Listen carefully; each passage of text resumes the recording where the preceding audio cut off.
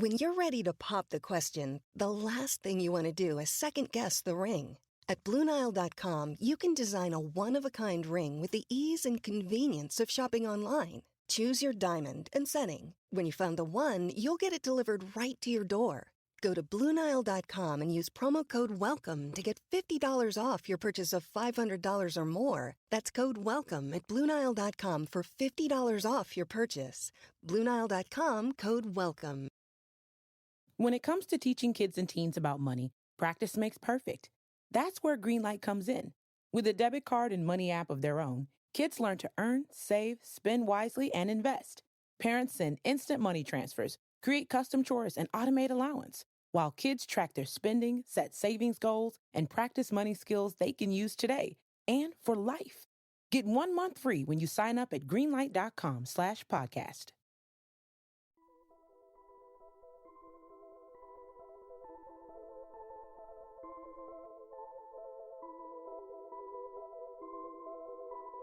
Welcome to Haunting History, the podcast that reaches back into the past for the events that shocked everyone. Tales of true crime, mystery, and the macabre. And when we're lucky, the stories were history and the people who lived it and the paranormal meet. Now, who doesn't love a good ghost story, right?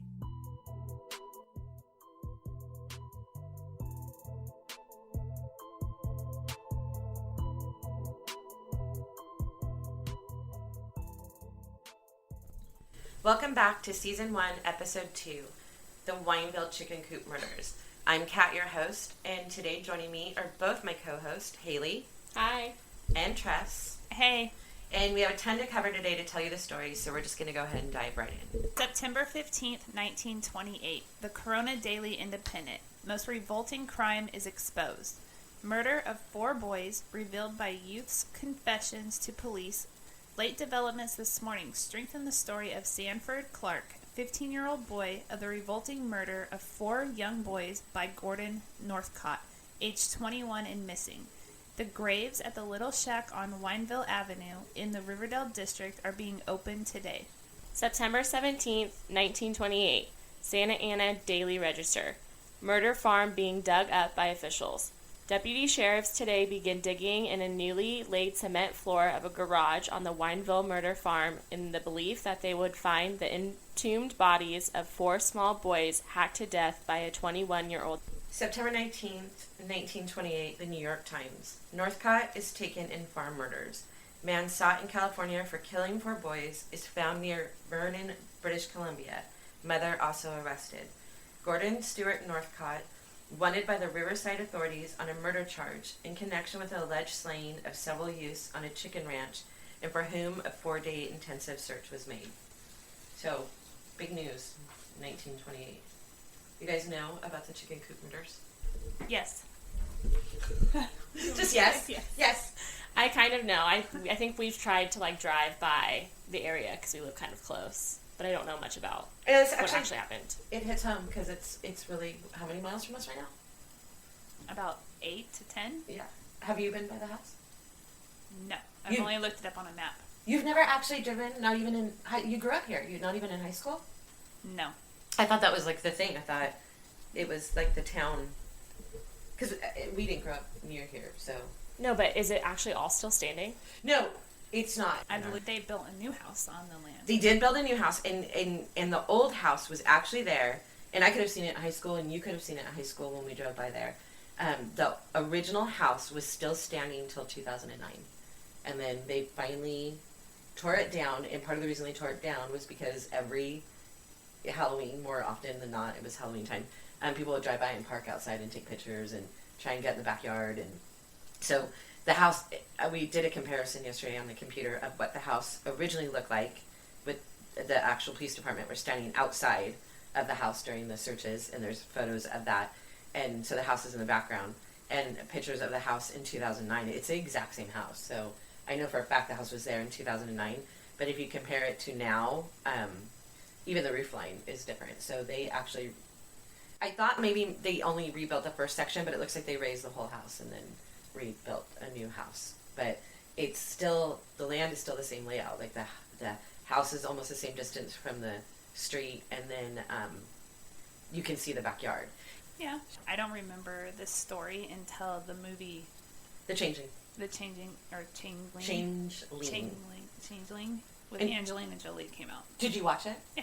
It's creepy, but it's not, everyone always wants to watch it at Halloween. I don't think it's really a Halloween movie. It's not a horror movie. It's more the story of Walter Collins' mom, Christine, which I would have been flattered if Angelina Jolie was picked to portray me in a movie, but she doesn't look like Christine, you're a lovely mother, but she doesn't look like Angelina Jolie. She was a telephone operator, so they kind of took license with the movie, but the foundation of the movie is pretty much the true story of what happened. The Chicken Coop murders were a series of abductions and murders of young boys that occurred in the city of Los Angeles and Riverside County, California between 1926 and 1928. The murdered boys, like Tressa told you from the newspaper article, were Lewis, who was age 12, and Nelson, who was age 10, Winslow from Pomona, and Walter Collins, the Christine that we were just talking about, her son, Walter Collins, from Lincoln Heights. He was only 9. And then there was an unidentified boy referred to through most of the stories as Mexican ranch hand. Other accounts say his name was Gonzalez. I don't think they still even know who that boy was. They just know that he was about 19 and that he was a Mexican ranch hand. Gordon Stewart Northcott, and he was age 21, and his mother Sarah Jane Northcott were arrested and charged with the deaths. The case received national attention for 2 reasons. The obvious was that there were children murdered, and 2, the Los Angeles Police Department had been under scrutiny for recent failures, which the recent failures are nothing compared to what they did with this case. I mean, it's unbelievable what they did to Walter Collins' mom. Gordon Northcott was born in Canada about 1906. I was trying to find a record of his birth. I believe it was either 1905 or 1906. He moved to Los Angeles with his parents, and his parents' names were Sarah Jane and George Northcott. They say that he moved here in 1924. Clearly have done like a ton of research on this. I don't necessarily believe that they moved here in 1924. I do know that in 1926, at the age of 19, Gordon Northcott convinced his father to buy him land and help him build a chicken farm. I don't know why a chicken farm, but that's what he wanted. And the news portrays the father as helping his son, that he bought him the land and helped him build this house.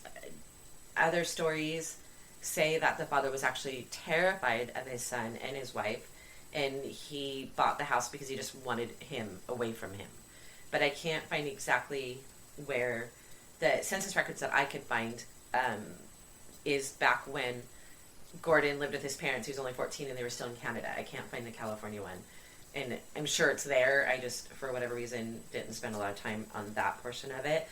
But the bottom line is the father bought him the property and then built the chicken farm on that property in what was then called Wineville. You guys know that Wineville doesn't exist anymore. Yeah, it's like Harupa or it's the Ontario now. The actual address is now Yoruba Valley. And what I didn't say when we talked about the house being torn down and rebuilt, I think the address changed. I don't think it's still... It was originally 6330 Wineville Avenue, but I think now it's just a couple numbers off. I don't think it's the same address. To build a house, Northcott had convinced his sister Winifred to let her son, who was Sanford Clark, come to California with them. And that's where it gets confusing, because supposedly they were already in California, and Sanford, I know, was still in Canada in 1924.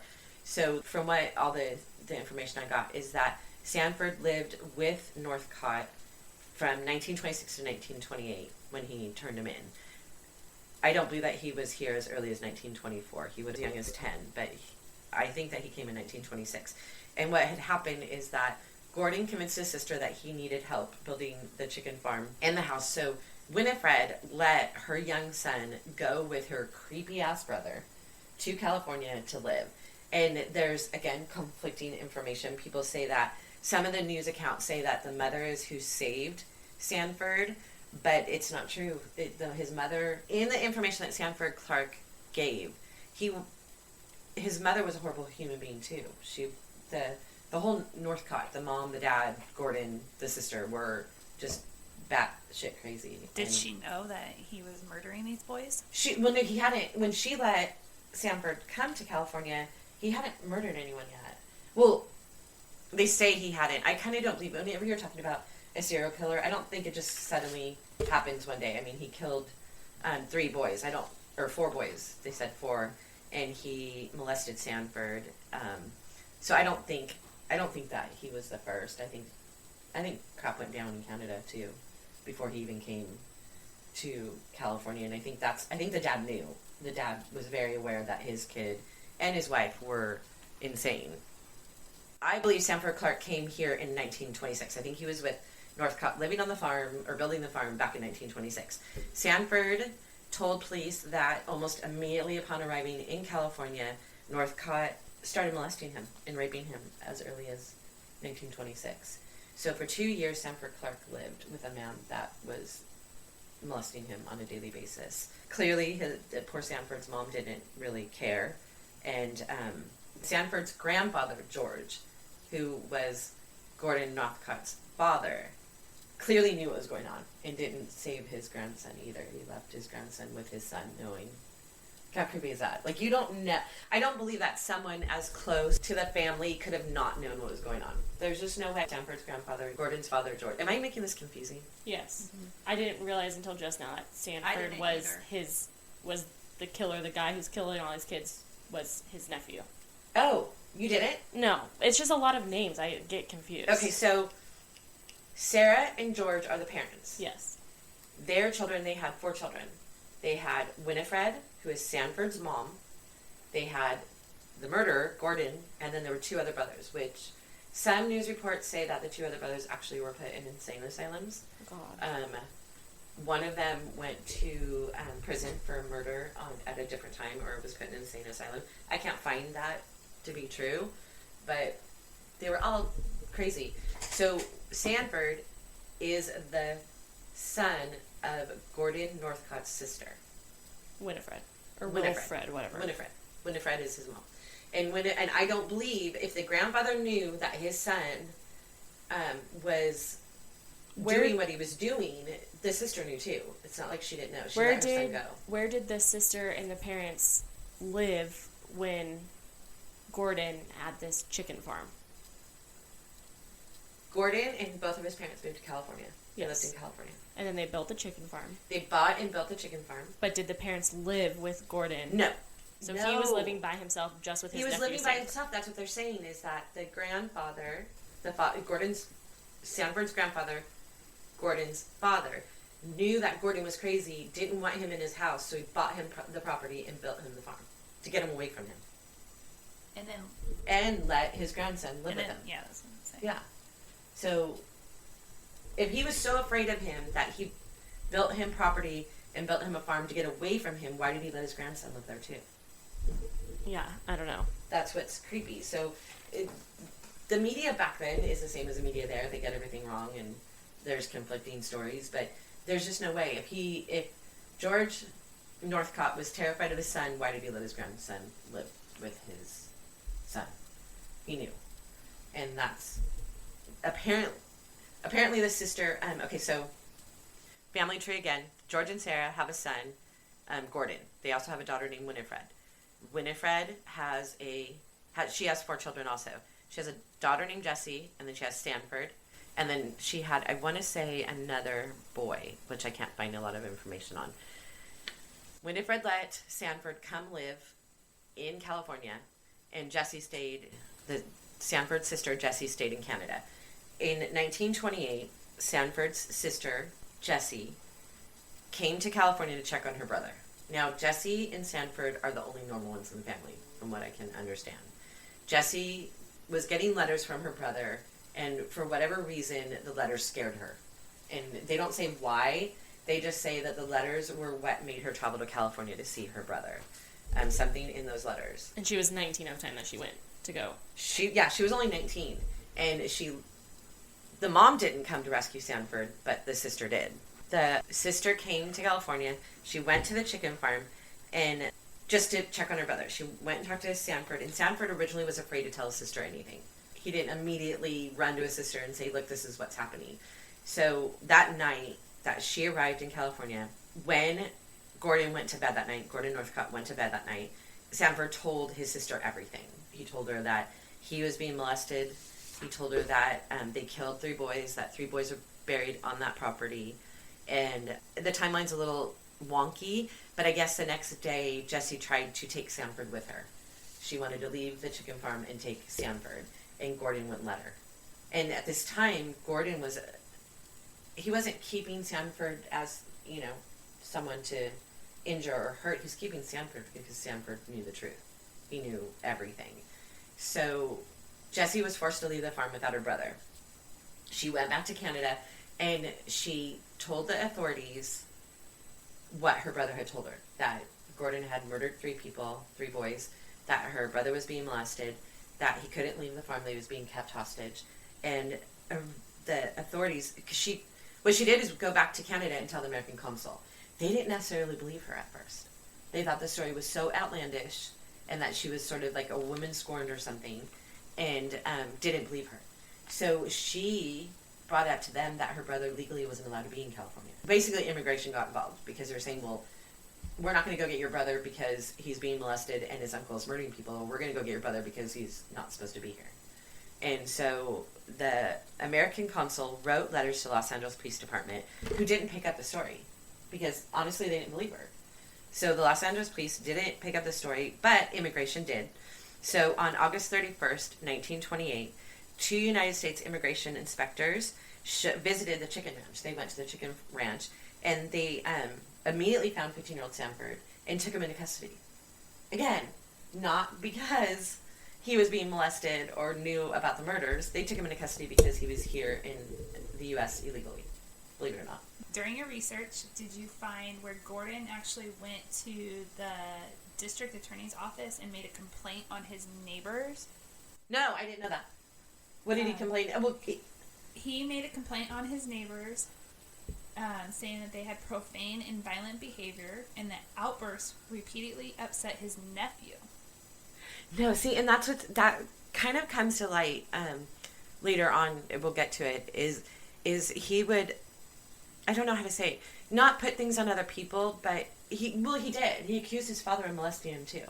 He would, whatever he was doing, he would say other people were doing. Yeah, and it would.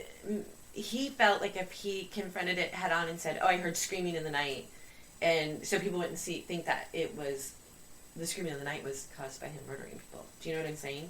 Like, he would put it on other people, but to other people, to the people around the farm, they thought that he was a great uncle and taking care of his nephew. And yeah, he told the attorney's office that his nephew was training for the priesthood. Oh, I didn't. I never found that. By tending to the chickens. Yeah, because that prepares you. During the investigation, the neighbor recalled seeing Gordon beat Clark on occasion, and he urged the detectives to find out what was going on at the Northcott Ranch. Oh, when the neighbors responded to what he was saying, when the neighbors were doing? When they started investigating the neighbor then said he was seeing stuff go on there. And when was this? 1928? Yes. Does it say what month? It says this summer. He visited the district attorney's office. So shit started going down that summer. Yes. Basically what happened is... See, isn't that crazy? I mean, it's the same thing like how we hear in the news now, how, like, someone gets arrested for murder or whatever, and suddenly people come out of the woodwork and they're like, oh, yeah, 3 months ago I saw him do this, or I saw him do that. I mean, it's sort of like the whole Cecil Hotel thing, like, with Richard Ramirez walking through half naked and throwing his clothes in the dumpster, that never came out before. Like, you didn't think that was weird before, but suddenly gets arrested for murder, and they're like, oh, yeah, I did see him walking around in bloody clothes. Like, it's the same thing. Yeah, why right? didn't they come forward? Then, I mean, same thing with that neighbor. Like, why did it take Jessie to go to the American consul in Canada and send immigration to the farm? Why didn't one of the neighbors say something sooner? He was beating his nephew. He saw him beat his nephew.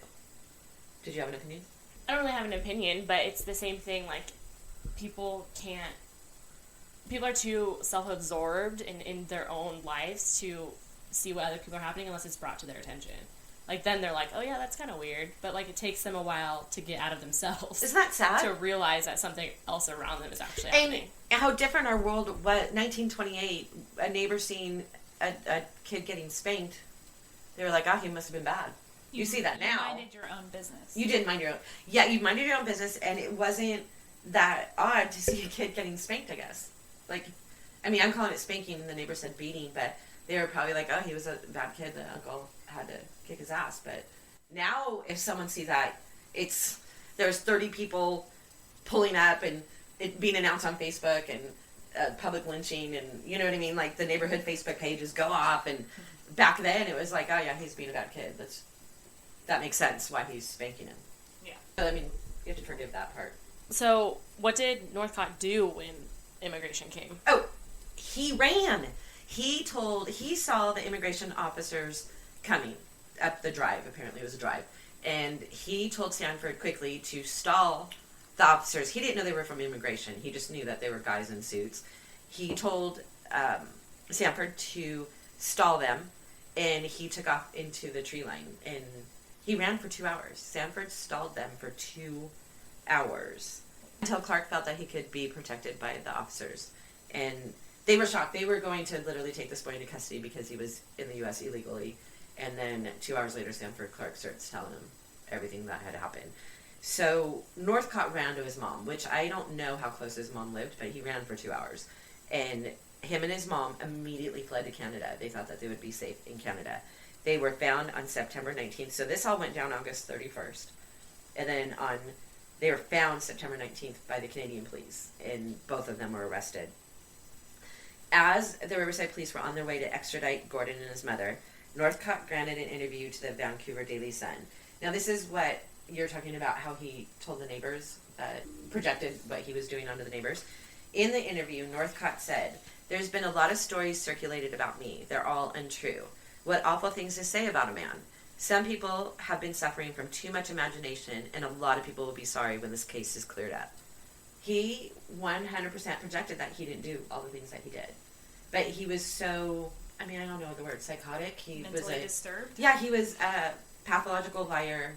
Like all the things that you are when you're a murderer, I guess. He went on to explain why he left, and this is the creepiest part. So the mom is originally portrayed as just being protective of her son, the mama bear.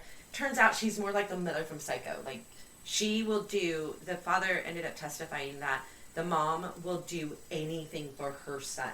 Anything. And that includes a couple of things, but he felt the same way about her. In the newspaper article, he said, "I had to protect poor little mother from this," which is just going to gross you out later when you find out what poor little mother did. "I had to protect poor little mother from this. I simply could not tell her of this. I couldn't let her know what they were accusing me of. If poor little mother had known of these charges, it would have killed her. So I kept it all from her, newspapers and everything. I was forced to hide them. I wanted to get her away to a safe place. Then I intended to go back alone and fight this thing." So he wanted people to believe that he ran to his mom and said, "Hey, let's just up and go to Canada today." And the mom said, "Okay." Like, that's not what happened. The mom decided, "We're going to Canada. They're not going to be able to find you. It's a different country. They can't arrest you." And she protected her son. But he wanted people to think his poor little mother. I wonder, you mentioned that he said that his dad molested him. I wonder if it was really his mother. Because it sounds like a very sick relationship. Oh, no, it gets sicker than that. Later on, during the trial, the father got arrested too, by the way, the grandfather. Sanford's grandfather, Gordon's father, George, got arrested also. Because Northcott convinced people that his father had sodomized him starting at age 10. Was that ever actually, confirmed, though? The father was never put on trial, so I believe it was unfounded. So it could have just been him still projecting. Him blaming his... Okay, but this is a sick part. During the trial, the mom said that Gordon was not her son. Guess who he was? I'm so grossed out. I can't want to guess. Father, George, the father, George, raped his daughter, Winifred. And so that was her grandson? That was... Son? No, Gordon was her husband's son with her daughter. That would make her grand... That would just make you... It's just incestuous. That's like... That makes him her grandson / stepson. Yeah, it's so gross. It does. It's unbelievable how twisted this story gets, because there's so many, secondary stories. I don't know. I mean, why didn't I just do... I guess they could How have old was DNA. Winifred? Yeah, I The don't know same if that, age, and she was older than Gordon. not by that much. I think She could have been 20 years older. she wasn't, though. I think when she came to California, she was 19. I think Sanford was 15. She never came to California. Jessie came to California. Sanford's sister. That's what I meant. I'm sorry. I meant when Jessie was 19, she came to California to try to save Sanford. At that time, Sanford was 15 and she was 19. So they were only 4 years apart. So if I can't do that math in my head, I can't figure it out. But that doesn't make sense. You can't. Yeah, I guess we have to find out how old No, Winifred because then was, she right? would have been 4 years old when she had Sanford, right? No. You're confusing Jessie and Jess- Sanford. They are brother and sister. Yeah. Winifred is Sanford and Jessie's mom. But aren't you saying the dad, George, had sex with His Jessie? daughter. No, Winifred, his daughter, not his granddaughter. Oh, you're right. It is so That's funny. where I was so confused. I can't get all these names straight. I need something written out in front of me so I can understand what's actually happening. But if he was arrested, Gordon was arrested when he was 21, correct? Gordon was arrested when he was 21. And Jessie was 19. That means Winifred was old enough to have a child that was only 3 years younger than her little brother Gordon. She was. So she could have been Yeah. a lot older than him. Yeah, if Gordon and Jessie Jessie is Gordon's niece. Jessie is Gordon's niece. Yes. And Winifred is Gordon's sister. Yes. So I'm confused. Who did the dad, George, have sex with to create Gordon? Supposedly his daughter, Winifred. Got it. So think about it. Jessie and Sanford's mom Yes. is Winifred. They Yes. think Winifred and the dad made Gordon. Yes. Got it. I'm caught up. Gordon and Jessie are only 3 years apart. She had Jessie, so she could have had Gordon. Right. Now I get it. Right? Yeah, now it makes sense. So, either way, just sick. I mean, even if it's not true, you're accusing each other of it, and clearly it's just the craziest, grossest family that has ever lived. Have you done any research on Winifred? A little bit. I mean, I didn't have as much time as I would have liked to, but, well, there's information. I was trying to look up Winifred Clark, and I kept getting Winifred Sanderson from Hocus Pocus. And she is, I guess I'll have to do sort of my little ancestry But her search. maiden name would be Stewart. I'm sorry. No, Northcott. Northcott. Yeah. Where's... She was Gordon, but she married a Clark. That's what Sanford's last name is Clark. Jessie Clark and Sanford Clark. And her name was, I found it. She was born in 1888. 1888, so she definitely could have had Gordon. Oh, yeah. Well, that would explain, the inbreeding would have explained how crazy they were, but it doesn't explain why the mom was so crazy and, gross. I can't. Well, it would explain a weird relationship between Gordon and the mom because it wasn't her son. Like, there could have been, like, a weird, like, relationship that's not mother-son because she wasn't his mother. Ugh. This just gets grosser. I mean, yeah, I can't. It doesn't, I guess, I mean, why was she so protective of him, though? If it wasn't her son, it was her husband's son and her daughter's son. It was her grandson. I mean, I just pulled up an article Go ahead. where she talks to the press about this. Who? You want me to read it? Winifred? Winifred. Okay, go. It's titled, Record Will Prove Birth Farm Killer. Miss Winifred Clark denies testimony, Mrs. Northcott. It's kind of hard to read, sorry, the print.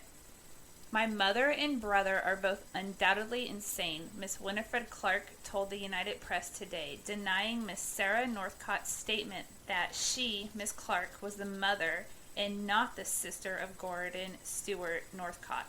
This is independent evidence of Gordon's maternity and can be easily procured, she said. Both the doctor and nurse attended her mother at Gordon's birth are in Regina now. Riverside, February 1st. Gordon Northcott took the stand again today in his defense. Oh, God, yeah, let's get to that. Like, does he talk about it, Winifred being his mom? Or does he talk about Sarah being his mom? I haven't gotten that far. Because I want to tell you about, when he went to trial. Pause? Yeah, because we're going to talk about him going to trial and how crazy it was. I wanted to finish with the article. He said he was protecting his poor little mother, and he referred to her as poor little mother over and over again, which she was anything but. And then the newspaper went on to describe, and I want to tell you how creepy this is, but the news back then, and we live in LA, so it should be normal. But the newspaper went on to describe Gordon Northcott. Northcott is a good-looking youth with a disarming manner. His fair hair sweeps back in an easy wave from the parting on the left. There is a ready smile on his lips beneath a well-modeled nose. His eyes alone are peculiar. They are deep blue, but possess a fixed, staring quality as if the owner is in a thrall. And then they went on to describe, because it's so important to know what the well-dressed child murderers were wearing back in 1928. On the train, he wore a smartly cut brown tweed suit with a dark brown stripe. His tie was brown with cream-colored spots, and there was a thin brown stripe in his shirt. Seriously? I feel like I have heard other reports, and they always, like wedding stuff, they detail every little thing back then. They and did. We still do it today.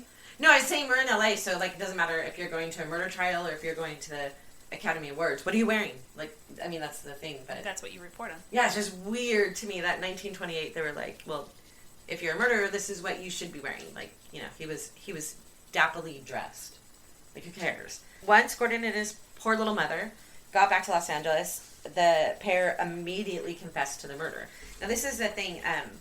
Right after they confessed, they recanted and said that they didn't do it. And Gordon Northcott verbally confessed to the murder of 9 boys in total, even though they only knew about the 4. Later, he confessed in writing to killing the Mexican ranch hand. He referred to him as Gonzalez. He was the only one that referred to him as Gonzalez. I don't think they ever confirmed who that was. He never said where the ranch hand came from? Did he work on his? No, I don't know. They don't know. And they know that he picked him up in LA, and he dumped his body in La Puente. Did they find his body? They found his beheaded body. His body was found, his head was burned on the farm. I wonder if they still have his DNA. I don't know, that's my question too, because then you would really, the DNA thing would, I guess they don't have to reopen the case. It was solved and But to find out who he is and find out maybe put some rest to a family's mind. But what family would be left right now? Christine Welcher Collins' mom died in 1944. Gordon never had children. Jessie may have gone on to have children, but does she want to know? I don't know. There are family members, though, because if you go on, it's really creepy, I'll actually get to it, but if you research the family on Ancestry and you go to, I don't know where I put this, and this is really kind of gross. I found that George, the grandfather, was, after he died, his ashes were spread in the ocean. And someone wrote on Find a Grave, and I want to find where I actually wrote it down. But I think this is really kind of creepy. They still have family, obviously, alive. And someone posted on Find a Grave, you can kind of write about, like, R.I.P. or I miss you or whatever. And I'm going to look it up really quick because I'm really annoyed that I can't find it. Someone had posted that they R.I.P. on his grave, and he was the father of Gordon Northcott, which I think is, you can hear me typing because I would need to find it. I thought I wrote it down. Someone posted flowers. On Cyrus George Northcott, this is the grandfather, his name was Cyrus George Northcott, had posted, I don't know what to say, and then someone else posted flowers, because you can leave a flower. Someone else posted flowers. I know it's kind of creepy. Maybe they didn't blame the grandfather, but the other creepy thing is on Gordon Stewart Northcott, you can't post flowers. It's been disabled. And it says, virtual flowers have been disabled because of abuse. Have you ever seen that? I've never seen that. I guess I've never looked up a murder. I've never looked this up before either. That's really interesting. Who would want to... Where is he buried at? It says... Marion County, California. San Rafael. Ew, he was buried in the San Quentin Prison Cemetery. So Northern California? Yeah. I was going to say we should take the paranormal team and go pay him a visit. I don't know if you can get into the San Quentin Prison Cemetery. Can you do that? We would have to look it up. I want to go to San Quentin because another story we have is about San Quentin. So. I'm sure you could, because, just because you're in prison doesn't mean you don't have family members that want to visit where you died. I'm sure you can still go and visit graves. You think so? Yeah. It's part of the prison cemetery. Everything on prison is always usually closed, right? And I don't believe that cemeteries are haunted. Maybe other people have different opinions, but do you really think that he's hanging out at the cemetery? I don't necessarily believe that. creep factor would be high. I mean, if you want to go and just be creeped out, but I mean, It would be interesting to see what our median picks up. yeah, that would be kind of interesting. Okay, we need to get back onto, we kind of got off track a little bit talking about graves. Gordon Northcott was charged and stood trial in January 1929 for the kidnapping and murder of Gonzalez, the Mexican ranch hand, and the Windsor boys. Northcott proved to be a frustrating subject, the news all reported.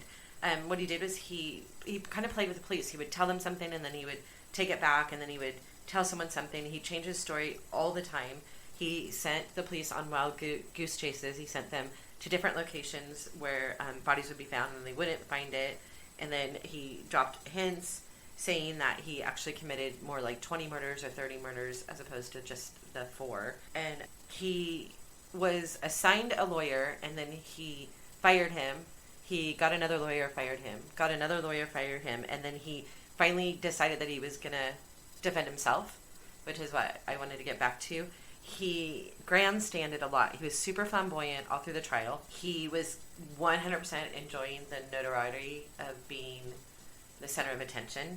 Because, like you can imagine, the courthouse was filled with newspapermen and people just wanting to hear. Because back then you could just go to any trial. There were no such things as closed trials. So they had gallows and everything where people could sit and watch. And he was enjoying himself.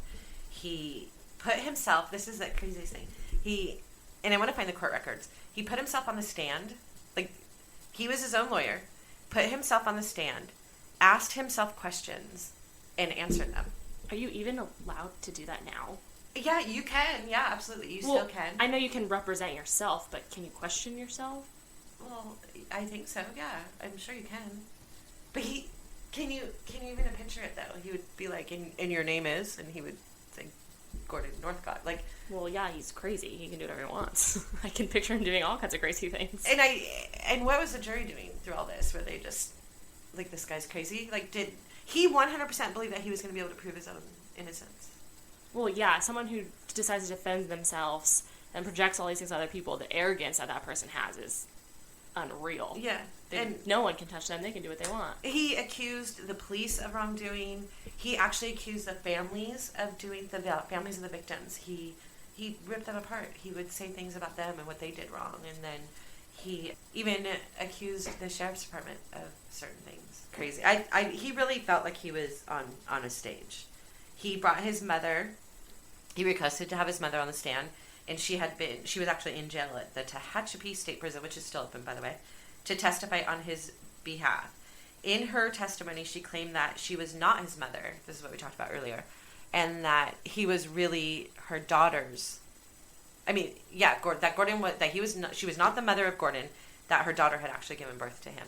And she used that. The reason why she said that is because she actually confessed to all the murders. She said she did them herself. Her son had nothing to do with it. And so the reason why she said her daughter gave birth to Gordon was because she was trying to prove that she's not lying. Like, why would I lie? He's not even my son. So it's her way of trying to convince everyone else that she has no reason to protect this kid that her husband had. Yeah. She didn't want to be portrayed as, like, the mother-son thing. Like, she didn't, the protective mother is what she didn't want to be portrayed as the protective mother, that she was lying because she was a protective mother, because he wasn't even, she wasn't his mother. That's just so crazy. And she threw her husband under the bus, saying that her husband committed incest with their daughter. They were both just insane. I can't even imagine, like, watching that now. And none of this stuff was actually proved by anything. The No. dad says it didn't happen. The daughter, Says it his didn't sister, happen. says it didn't happen. It So was only just the mom and... Yeah. And DNA, again, I go back to the DNA because I'm all about the ancestry and the DNA.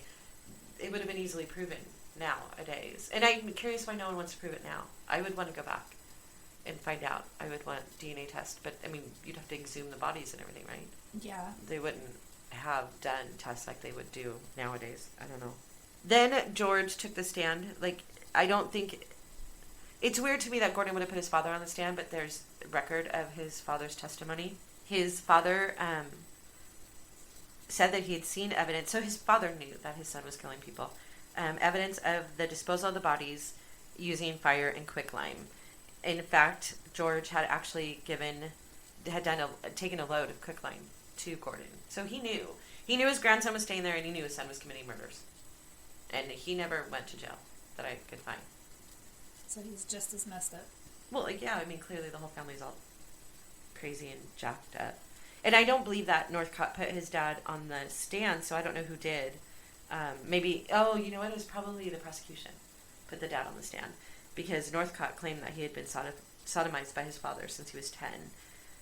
And that his father had been in an insane asylum, which, again, there's no record of his father being in an insane asylum. I would think that it would have been documented, but there's missing census records, and they were from Canada, and they were in the U.S., so it's kind of all over the place. But I don't necessarily believe that the father molested him. I don't believe the father... I think the father, honestly, maybe I'm crazy, but I think the father was terrified of his son and his wife. I don't know. I can partly see that, but then I have a hard time visualizing a man being afraid of his wife and his kid. His kid was murdering people, and he knew it. I mean, yeah, but if you're afraid, why not just be like, hey, my son's killing people? Like, that's what I can't get past. Why, he didn't just go to the police? Well, because he was crazy, too. They're all crazy. They're all insane. Winifred's crazy.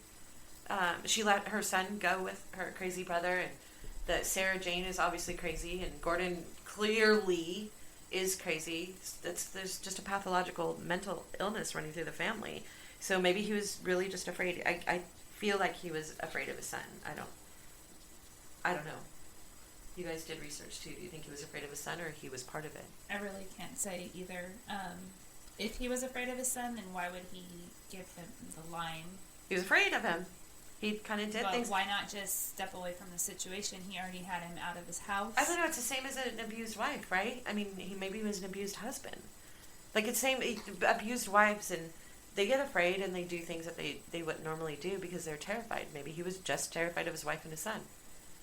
I mean, they were all... And if he was still living with his wife. Yeah, he might have been afraid. Who knows? Who knows? I mean, clearly, he never went to trial himself. He never went to prison. He lived his life. He died... I don't remember, I just looked it up, but he died in 1944. So he went on to live from 1928, or the trial was actually in 1930. So he went on to live his life and died in 1944. Mom died in 1944. Did he also? The dad died in 1944 also. They both died in 1944. Okay. Like I said, Sarah initially confessed to all 4 murders. She testified that she was completely devoted to her son and would do anything that he asked. She was put on trial for Walter Collins' death. Only Walter Collins' death, by the way.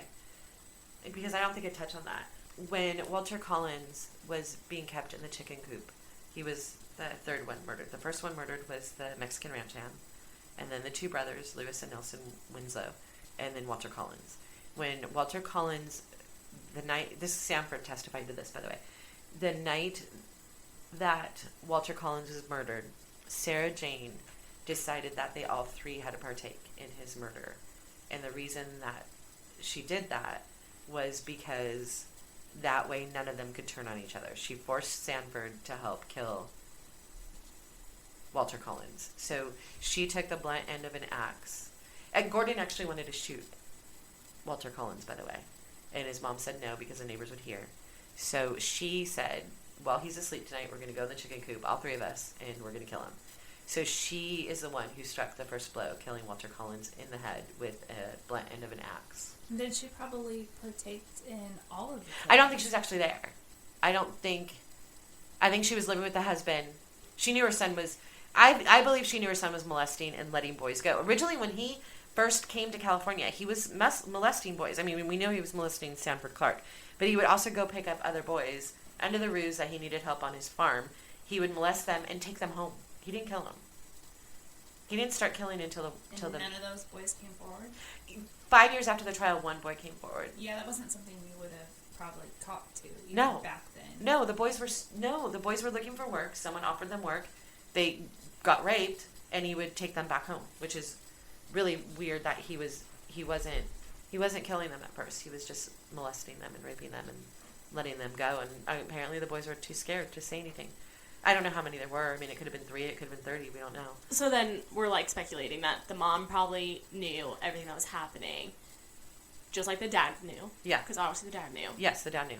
and they weren't necessarily helping him kill or get rid of these things besides supplying the lime or whatever the heck, but that she had to take in the last one. That's what I'm confused about. Why is she only involved in the last one? Why was she only involved? Because, well, I don't think anyone had any. I think Gordon was on his own. Gordon and Sanford knew it was happening, but he wasn't a part of the death of, or I mean, I could be wrong.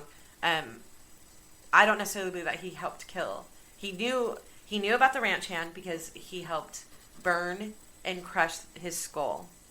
And he knew about the Winslow brothers because he helped bury them, but he didn't participate in the actual killing of them. He only participated in the killing of Walter Collins.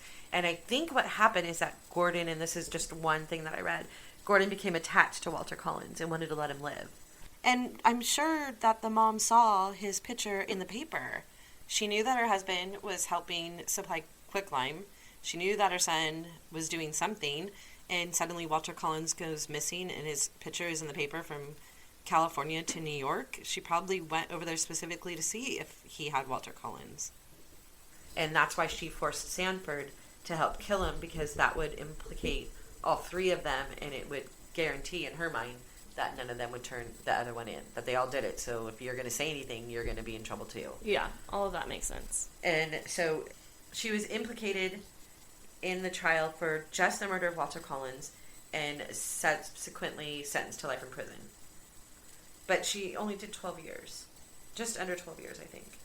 She actually got out. And the reason that they didn't give her the death penalty was because of her age and gender. And she ended up dying in 1944. After a 27-day trial in 2 hours, only 2 hours of deliberation. I can't believe they needed 2 hours. Did they eat? Like, they only needed 2 hours to convict him? I mean, they needed a full 2 hours and not only 2 hours. I would have just been like, we don't need to go in the back. He did it. Yeah. Like, why did they have to deliberate for 2 hours? I'm thinking people needed potty breaks and a smoke break or something. After a 27-day trial and 2 hours deliberation, the jury found Northcott guilty of the murder of the Winslow boys and the Mexican teenager. He was sentenced to death in February of 1929. I want to kind of talk about the victims now. Sanford Clark. He was not tried for the murder. I mean, because technically all three of them murdered Walter Collins, right? So the DA's office decided not to try Sanford Clark for murder, even though he confessed. He told the truth. He told everything that happened. He told everything the night that Walter Collins died and why he died and how all three of them took part in it. But the DA decided, the DA's name, in it, if you read his story, the DA kind of took a shine to to Sanford Clark. The DA, his name is Loyal Kelly, believed that he was innocent and also a victim and not a willing participant, which is clear. Yeah, I would 100% agree on that. He was sentenced to 5 years in the Whittier State School for an experimental program for delinquent youth for rehabilitation. It was a new program that they had started at the Whittier School for Boys. It was for juvenile delinquents, and what they did was basically rehab them with love. They taught them they taught them a trade, they loved on him. He only, I think he just stayed, they said he was incarcerated. It wasn't incarcerated, he was at the school for 23 months, so only less than 2 years. He went on to marry and live a very productive life, adopting 2 sons. And this is a sad thing. He adopted his sons. Do you want to know why? Have any idea? Sure. Can you guess? Don't know. He adopted his sons because he didn't want to carry on the family genes. Like, he was so disgusted by his own family and what had happened that when he married this amazing woman. The stories about his wife are just... He actually tried to commit suicide one night. She had called him down for dinner, and he wasn't coming, so she went to his room, and he was holding a gun to his head. And she took the gun out of his hand and said, "Get your butt down to dinner." And that was it. She loved him. She loved him and fixed him. And he spent his life, he felt guilty his whole entire life. And when he was on his deathbed, his son said, "I love you." And he asked him why. That's so sad. He's the one who turned in his uncle, but he felt 100% responsible for all those boys dying. And that makes me so sad. I mean, he was a good guy. He became a pillar of society. He worked in his church. He raised 2 sons that were pillars of citizens. You know, they were great people, and his wife was amazing, and he lived a good life, but he never got rid of the guilt that he had, even though he's a victim. I mean, it's victim guilt, clearly. It would be hard to get rid of that guilt. Yeah, you can. The story, there's so much more to read about Sanford Clark, and I highly recommend it. There's just a ton of information on him and what happened to him and how he went on. And then the Winslow boys, who were the first ones that were murdered, or they were the second. The Mexican farmhand was first, and then it was the Winslow boys. Lewis, age 12, and Nelson, age 10, were the sons of Mr. Nelson Winslow Sr. and Mrs. Winslow. They were abducted on March 16, 1928, from Pomona, California, on their way from a yacht club meeting. Northcott was convicted of kidnapping and killing them both. I mean, clearly he didn't. They were coming home from a yacht club meeting, so he wasn't picking them up to help on the ranch. He probably offered them money or food or whatever reason why these two boys would get in someone's car, I don't know. But Mr. Winslow, and there's not a lot written about the Winslow family, but Mr. Winslow led a lynch mob to the Riverside County Jail where Northcott had been held, and he went with the intent of hanging Northcott after the completion of his trial, but before his sentencing. So he showed up at the jail with a lynch mob and was going to hang Northcott, and the police talked him out of it. I would have too. I mean, that's the only way he could get to him, is bring a lynch mob with him, and he wanted to kill the man who killed his sons. And this is after he had confessed to killing the Winslow boys. He had talked about it. Walter Collins, one of the other the victim at the end, on March 28th, Walter Collins disappeared. His mom had given him money to go to the movies. Initially, now this is a whole story within itself. We could 100% do a whole episode on Walter Collins and his mom. Initially, his mother, Christine Collins, and the police believed that enemies of Walter Collins, Sr., his dad, was abducted by inmates from the Folsom State Prison where Walter Collins Sr. was at. So Walter Collins, his dad, was in prison for robbery and 8 armed robberies. So originally they thought that Walter Collins, that his dad, had ratted people out in prison. So they thought that someone who had gotten out kidnapped his son. So they weren't looking for some random person who kidnapped his son. They were looking for prison inmates who had been released. So it got the mom. Now this is Mama Bear. She didn't let go. She got the press involved. That was one of the reasons why there was so much national attention. Christine Collins would not let it go. And if you see the movie Changeling, it's very accurate. Christine Collins fought to find her son and would not let go. This is where the Los Angeles Police Department went haywire. And honestly, you could do a whole show just on her. She was looking for her son. 5 months after her son's disappearance, a boy in Illinois claimed to be Walter. So the police went to Illinois, brought this boy back to California, and did this huge publicity thing. Invited all the press, invited Christine. We said, we have your son. Christine 100% believed her son had been found in Illinois, that maybe he had just run away. She shows up, and they try and give her another kid.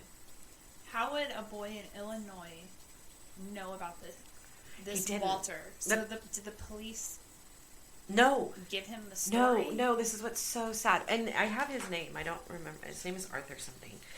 No, he was in a diner, and a woman who was reading the newspaper, there was a big picture of Walter Collins saying he was missing, and that the Los Angeles police was looking for this missing boy, and what the mom was doing to find her son. And the lady in the diner looked at this kid and said, "You look like Walter Collins. Are you Walter Collins?" And he denied it. He said, no, I'm not Walter Collins. So that's where he got the idea. That's where he got the idea, because the lady's like, this kid is missing in Los Angeles, California, and you look just like him. And when she said Los Angeles, California, he got the idea that he wanted to meet his favorite Western star, Tom Mix. It was a way to get to Los Angeles. He was 12. So he wasn't a missing child. He wasn't a missing child. This was just his own way of getting to Los Angeles. California. Yeah. They say that apparently his family was messed up too. I think he was a runaway, and he would happen to end up in this Illinois diner. He was trying to get to LA anyways. So when this lady said, "Hey, you look like Walter Collins," and he ran with it, and so he's like, yeah, I am him, and he told a police officer that he was Walter Collins. So the police officer knew the story, because everybody in the nation knew the story, and called the Los Angeles police. The Los Angeles police went and picked him up, brought him back, staged this huge reunion, and Christine's like, "That's not my kid." But this little boy, this Arthur kid, kept insisting he was Walter Collins. So the police, his name is J.J. Jones, the police captain, wanted so bad to have good press. He told Christine, "Go ahead and take him home and try it out for a couple weeks." Christine was forced in front of millions of people. And then she started doubting herself, like anybody would. She was in the throes of grief. She had lost her son, that her 24 hours a day, 7 days, I mean, that's all she thought about was getting her son back. And then this man is saying, this is your son. He's just changed in the last 5 months. So she took him home, knowing it wasn't her son, but she didn't want to hurt this little boy either. Like, who is this kid? Yeah. Takes him home. Now, this is where it gets so much worse. Takes him home. Finally gets Walter's dental records, because it clearly, Walter's dental records. Clearly it wasn't that easy as it is now. You can just call up and have them email them to you. But she finally got the records. She got written statements from all her neighbors and all the people that knew Walter. Took this little boy back to the police station and said, this isn't my son. I have here's all the documentation. His teacher said it's not my son. The neighbors say it's not my son. Dental records say it's not my son. And the police put her in the hospital. It was equivalent of a 5150 now. They said that she was crazy, that she was denying her own son. It was all over the papers. She was denying the existence of her son, and that the police got her son back and put her in the hospital. So they kept this kid, and he finally confessed to not being. Now, I don't know if this Captain J.J. Jones knew from the beginning it wasn't his son. I think he truly believed that it was Walter Collins and forced Christine to take him. Like, he probably had doubts, like, oh, crap, maybe it isn't her kid. But he forced her to take him, and then the minute she said it wasn't her son, like, did he know for a fact it wasn't her son, or they probably thought she really had a mental breakdown. They could have. Having 5 months looking for her kid. Yeah, they could have. They could have, but he put her in the hospital. Basically, he had them take her away, like, kicking and screaming. Put her in the hospital. She went into, like, a psychiatric ward. And then the boy confessed. I'm not really Walter Collins. My name is Arthur. I just really wanted to meet Tom Mix. But they left her there for 10 more days. When they knew it wasn't her son, they still left her in the psychiatric ward for 10 more days. I mean... Well, they had to get their story together. Yeah, the 10 days they left her there. Christine Collins ended up suing the police department and winning the judgment. I want to say it was around $10,000 or $12,000, which is equivalent of almost $200,000 today, and it's not that much money. But she never collected on it. Which is really sad. She actually never got the money, not that it would have made a difference. But the sad thing is that all it did was convince her that her son could still be alive. That it wasn't, that this boy that they gave her was not Walter, and that she wanted to believe, she really did want to believe that her son was still alive. She also became more hopeful that her son Walter was alive because she interviewed, Gordon Northcott was in prison. She got to interview him and ask him what happened to her son. And he did the same thing to her that he did to the police. He denied, and then he confessed, and he denied, and he confessed. And she became convinced that he couldn't describe Walter Collins at all. So she became convinced that he was still alive, which is really sad. It made her cling to hope because he couldn't describe who Walter was. So she had been thrown this kid that wasn't her kid, and then she got to interview Northcott, and he claimed that he didn't even know who Walter was. So all this, it messed with her completely. She believed her. It gave her hope that he was still alive. Did they find his body? Walter Collins? Yes. They only found pieces of bodies.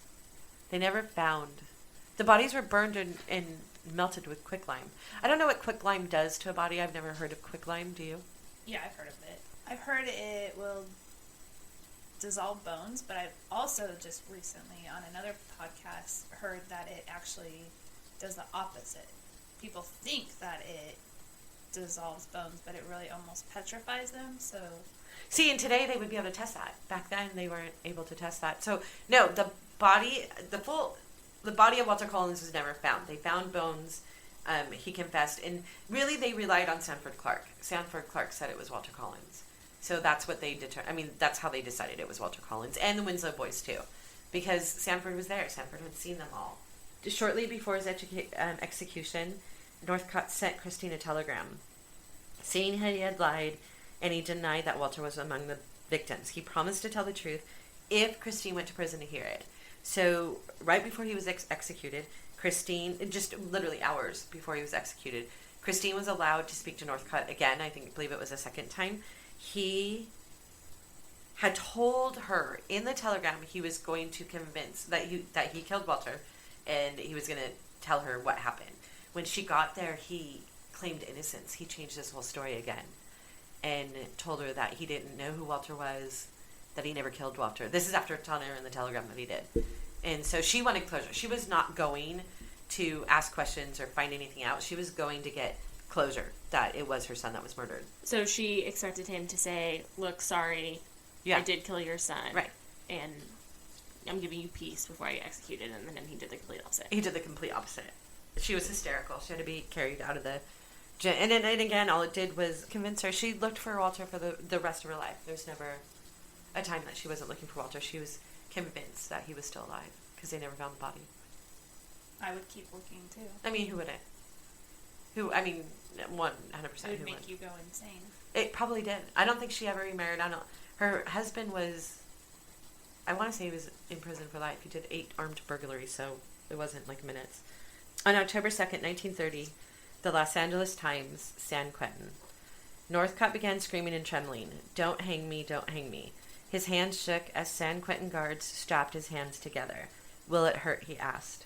He requested a blindfold so he wouldn't have to see the gallows. He had to be dragged up 13 stairs to the noose, pleading with guards, please don't make me walk so fast. Witnessing his execution were 140 people. Northcott's knees sagged as a trapdoor opened.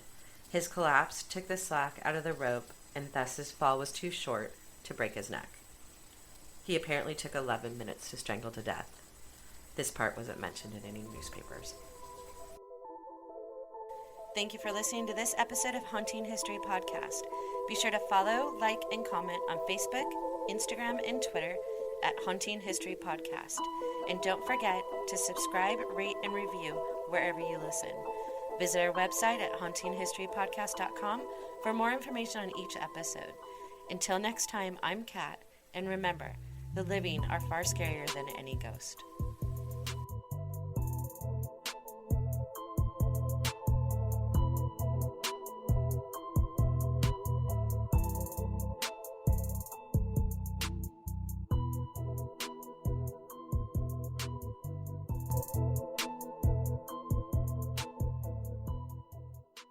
As a major research institution, Arizona State University offers the most online bachelor's degree programs, along with world-class faculty and dedicated support. Discover why ASU is ranked #1 in innovation for 9 consecutive years. Tap to learn more.